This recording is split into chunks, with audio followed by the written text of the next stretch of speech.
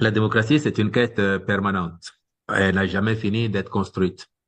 Même les grands pays de tradition démocratique datant de plusieurs siècles sont toujours dans l'effort de la conquête de la démocratie.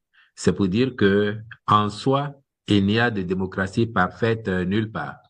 Tout Les à fait. communautés humaines, les pays doivent travailler suivant leurs valeurs, suivant les normes universelles à s'approcher de l'idéal.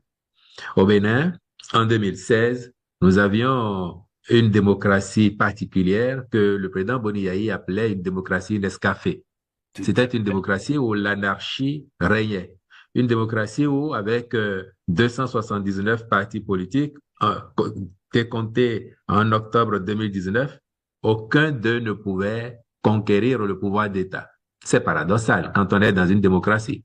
Une démocratie avec une Assemblée nationale à l'époque de 83 places pour lesquelles vous aviez une quarantaine, voire une cinquantaine de partis qui se répartissaient les 83 sièges, ce qui rendait toute gouvernance vraiment improbable.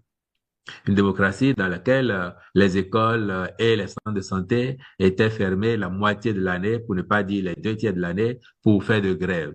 C'est de cela que le président Patrice Talon a hérité en accédant au pouvoir en 2016. Mais nous savions tous que le personnel politique détermine la qualité de la gouvernance. Et il avait fait campagne sur la nécessité de réformer notre pays. Avant lui, des acteurs politiques majeurs, y compris le président Yahi Boni. Vous pouvez réécouter la prestation de serment de M. Boni Yahi en 2011 quand il prenait le pouvoir pour la deuxième fois, son deuxième mandat.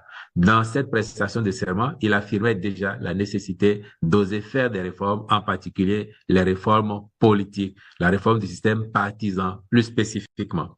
D'autres acteurs majeurs de la vie politique, et quand on consulte les projets de société des différents candidats en 2016, appelaient à des réformes conséquentes.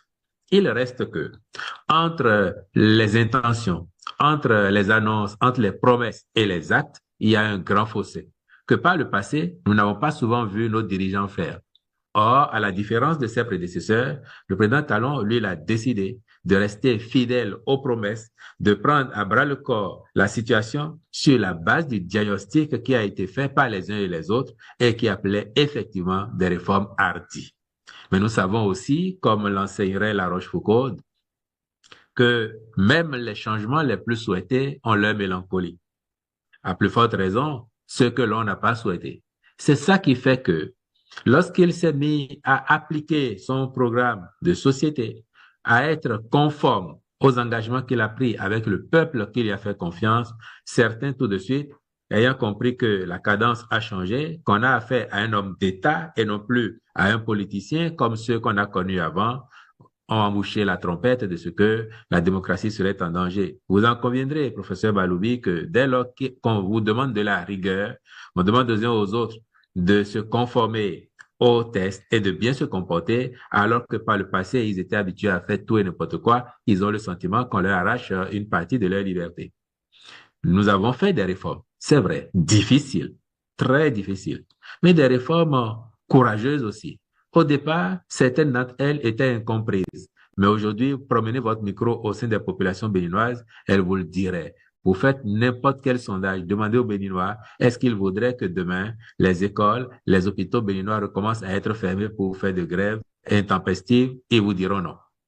Ils vous diront qu'ils préfèrent voir les écoles bien fonctionner, les hôpitaux fonctionner comme il faut. Vous leur demanderiez, est-ce qu'ils veulent avoir 200, 300 partis politiques? Oui, on peut avoir 200, 300 partis politiques, mais pas mieux. Il faut qu'il y en ait de gros qui favorisent l'unité nationale parce que jusque-là, on avait des partis politiques au mieux de région. Aujourd'hui, nous travaillons à avoir des partis politiques d'envergure nationale qui peuvent conquérir le pouvoir d'État, l'exercer, rendre compte aux populations, comme dans toute bonne démocratie. Si elles sont satisfaites, elles les reconduisent. Si elles ne sont pas satisfaites, elles les changent. Voilà l'état des lieux. Et voilà ce qui a commencé à changer. À tel enseigne que vous me demandez de noter sur l'échelle de 20, je vous dirais que si en 2016, nous étions à 7 ou 8 sur 20, aujourd'hui, même si on n'est pas à 18 sur 20, on est au moins à 14 sur 20.